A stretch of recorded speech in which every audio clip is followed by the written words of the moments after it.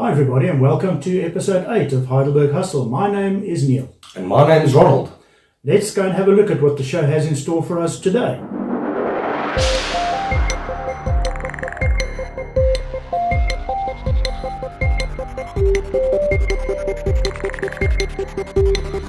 The Heidelberg Hustle podcast is proudly sponsored by Silver Security Group and Heidelberg Times. In our headlines this week, a major story about the water in Heidelberg as protests turn violent in Rotunda. En Tannie Stoofie is in die ouderdom van 100 jaar oorlede. En in die sportnuus, die Berge is weer terug op die wenpad. And international sports news, Bafana unfortunately on their way home. And the Bokke take on England. And in this week's episode of the Heidelberg Business Buzz, Renier talks to us about how your staff are the face of your business. And in the things we don't talk about, Brisha discusses the sober curious generation. And we take a look at the weather forecast for the first weekend of July with Weather Girl Jess. And in the comedy section, we look at the lighter side of not having any water.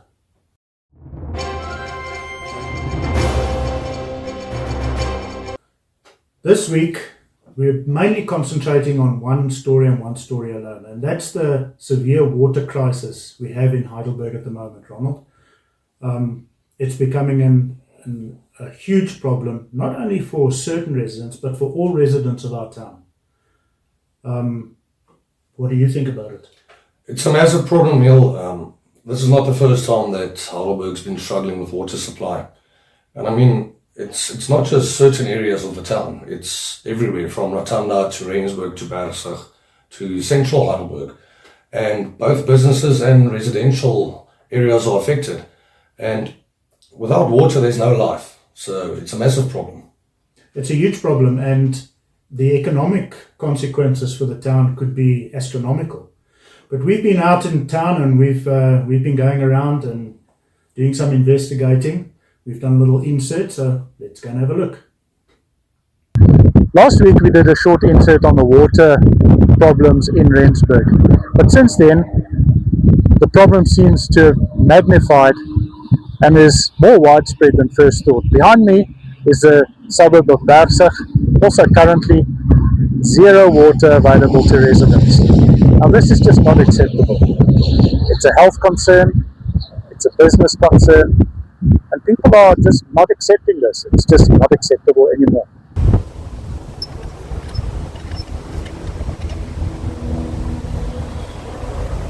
This is the situation that thousands of Heidelbergers are currently facing. Absolutely not a drop of water in the pipes. What's going on? Lesedi, Landwater, Gauteng province, give us answers. Residents have had enough. The water situation in Heidelberg has reached a breaking point, with a number of protests taking place across parts of Rotunda on Wednesday the 1st of July. Violent residents were dispersed by the public order police through the use of tear gas and rubber bullets. We are aware of a number of injuries and can also now confirm that one person has also died during the protest. While we understand the reason for protests, violent actions of some individuals and small groups cannot be condoned. Throwing stones at the police will not change the water situation. Honest communication from the municipality is sadly lacking, and one can only speculate as to the complete absence of water in most areas. Yes, we all know that Rand Water has reduced flow by 20%, but they haven't turned off the supply. There are two letters that can be used to describe what residents are being fed by this municipality. Those two letters are BS. The turning point has been reached. Residents now demand honest answers. And in the latest news, sadly, 2 people have lost their lives during these protests. Our thoughts right now with the family and friends of the deceased. So there you have it. The problem's probably only going to get worse before it gets better. What we need now is honest communication from the water authorities at Randwater, and our local municipality. Before that happens, things are just going to get worse. We don't hope it is, but that's what it looks like. People are tired. People have had enough. If we can get some answers, that would be fantastic.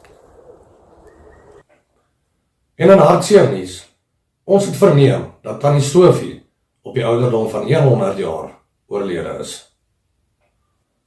Heidelberg Hassel het onlangs berig oor Tannie Sofie Prys wat 100 jaar oud geword het. Ons het Woensdag verneem dat Tannie Sofie na kort siekebed oorlede is. Ons weet Tannie rus nou lekker in die hemel.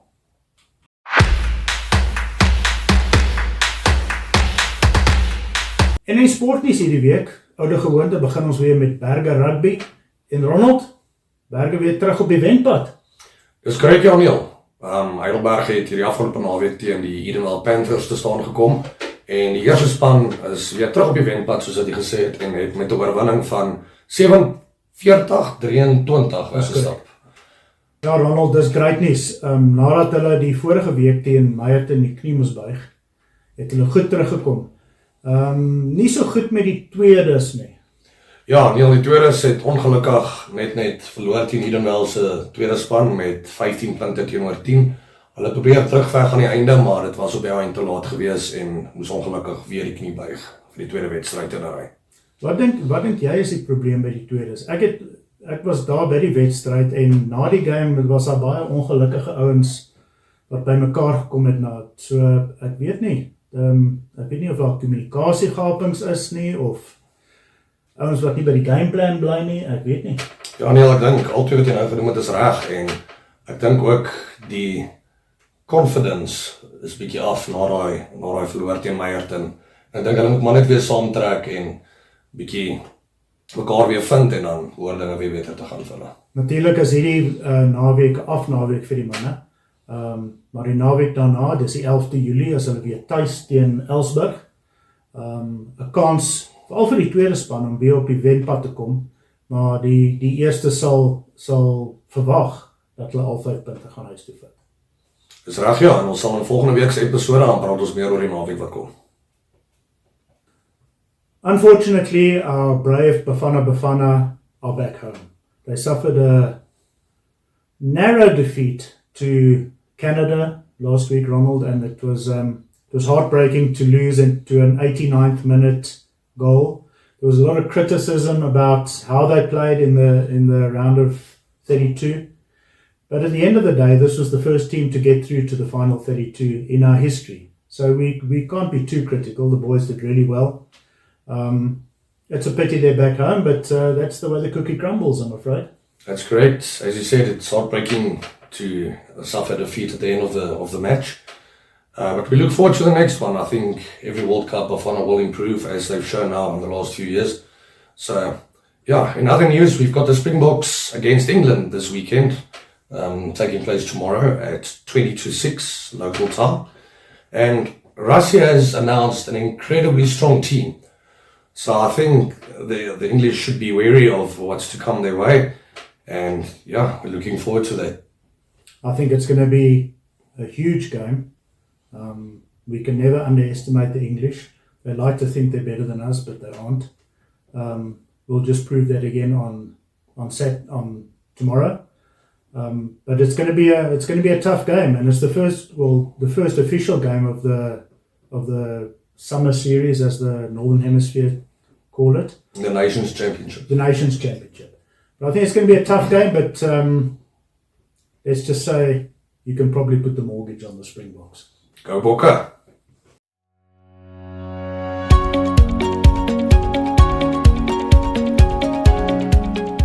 And in this week's episode of Heidelberg Business Buzz, Renee tells us why your Facebook and your logo are not the face of your company, but why your employees are.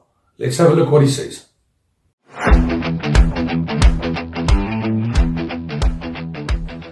Hello everyone, and welcome to this week's episode of the Heidelberg Business Buzz. Today we are talking about your staff that are your brand. Have you ever walked into a business where the product was great, but the service made you wonder if you'd ever go back? The truth is this, your logo isn't your brand. Your Facebook page isn't your brand. Even your advertising isn't your brand. Your people are. Your brand is the way your phone is answered. It's how your receptionist greets someone walking through the door. It's whether a waiter smiles, a salesperson listens, or a technician takes pride in explaining the job that has been done. Every interaction either builds trust or chips away at it. Now here's something interesting. Customers often forget exactly what they paid. They even forget some of the details of what they bought. But they'll always remember how you made them feel. One poor attitude can undo thousands of rands worth of marketing.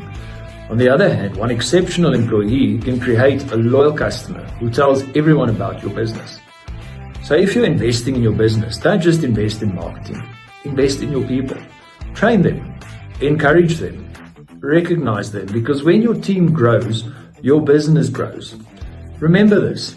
People don't just buy products. They buy experiences. And your staff create that experience every single day. I'm Renier from Semicolon Collective. Thanks for watching, and I'll see you in the next Heidelberg Buzz.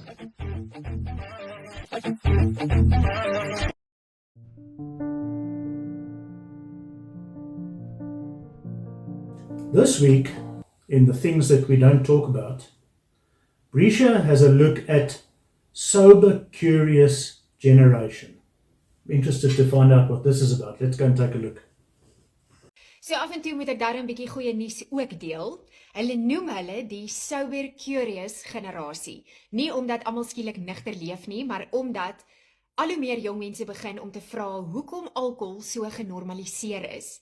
Gen Z verwys gewoonlik na mense wat tussen ongeveer 1997 en 2012 gebore is. Dis die generasie wat groot geword het met sosiale media, konstante toegang tot inligting, groter gesprekke rondom geestesgesondheid en 'n wêreld wat baie vinniger en meer blootgestel is as nog ooit vantevore. En vir dekades was die idee eenvoudig. Jy raak ouer, jy begin drink, jy gaan uit, jy kuier en alkohol word deel van jou identiteit, jou sosiale lewe en selfs jou manier van coping. Maar Gen Z begin terugdruk teen daardie kultuur. Navorsing wys dat jong mense vandag minder drink as vorige generasies. Studies wys selfs dat Gen Z ongeveer 20% minder drink as millennials op dieselfde ouderdom. Ongeveer 58% van Gen Z's het al probeer om alkoholvry te leef of minder te drink. En byna 65% sê hulle beplan om minder alkohol te gebruik as vantevore. Sommige studies wys ook dat meer as 60% van jong mense vandag hulle self identifiseer as laaggebruikers, geleentheidsdrinkers of mense wat glad nie meer drink nie. Sommige kies glad nie alkohol nie, ander drink meer bewustelik en minder impulsief en baie identifiseer nou as sober curious. Dit beteken nie noodwendig dat hulle permanent sober is nie. Dit beteken hulle bevraagteken hulle verhouding met alkohol. Hulle kyk na die impak daarvan op hulle liggame, hulle geestesgesondheid, hulle emosies, hulle slaap, hulle angsvlakke en hulle identiteit. En ons sien nou 'n groot skuif na gesondheid, fitness, wellness kultuur, alkoholvrye drankies, die gym kultuur, geestesgesondheid bewusmaking en mense wat eerder helder en in beheer wil voel as dronk en uitgecheck. Sosiale media speel ook 'n baie groot rol. Jong mense sien nou die lelike kant van drink oop en bloot. Die bekleierery, die impulsiewe gedrag, die vernedering, die emosionele breakdowns, die volgende dag se skaamte, die volgende dag se spyt. Dis nie net meer pret nie, want alles word afgeneem, dit word op sosiale media geplaas, dit word gesien. Finansiële druk en die hoë koste van die naglewe speel ook 'n rol. Jong mense dink anders oor geld, prioriteite en leefstyle.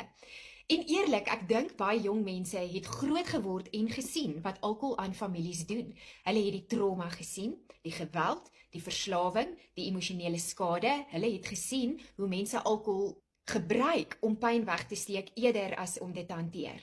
Daar's ook vandag baie meer bewustheid rondom verslawing, trauma in generasies en die langtermyn impak van middelmisbruik.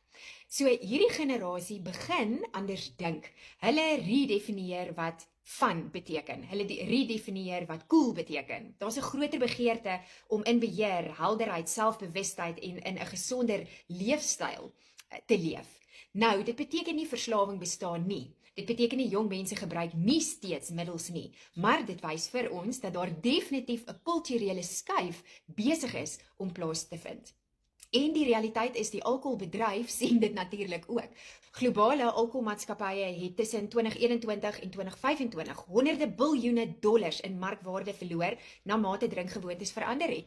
Die wêreldwye alkoholbedryf begin nou aanpas met zero alkoholprodukte, wellness branding en nuwe alternatiewe drinkkulture omdat hulle besef hierdie generasie dink anders.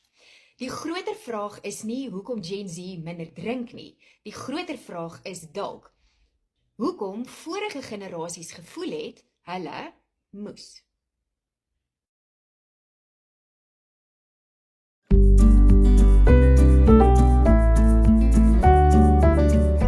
And now let's head over to Weather Girl Jess to take a look at the weekend's weather forecast.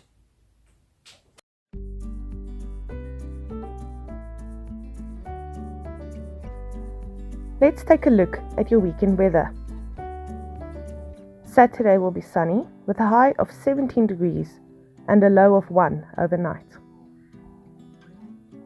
Sunday brings more sunshine with a high of 18 degrees and a low of 2. Plenty of clear skies are expected throughout the weekend. Have a wonderful weather weekend.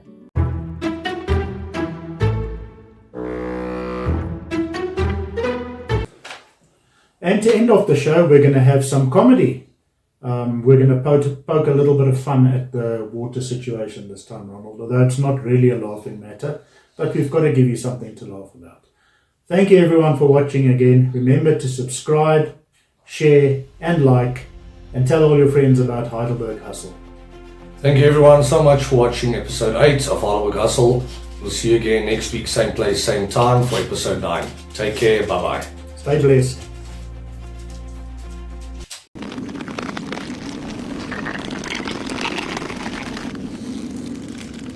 Who you there?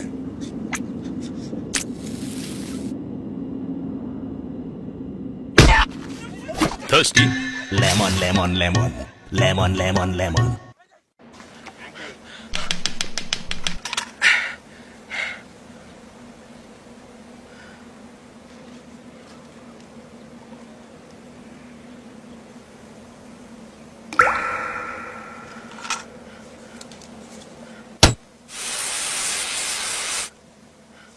Thirsty? Lemon, lemon, lemon. Lemon, lemon, lemon.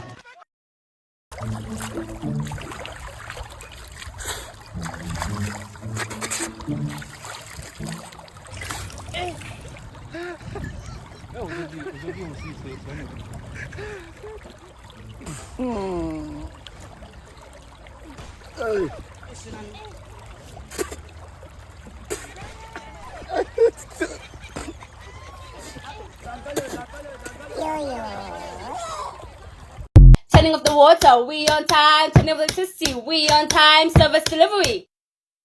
Taking our money, we on time. We on time. We on time. Give me your money.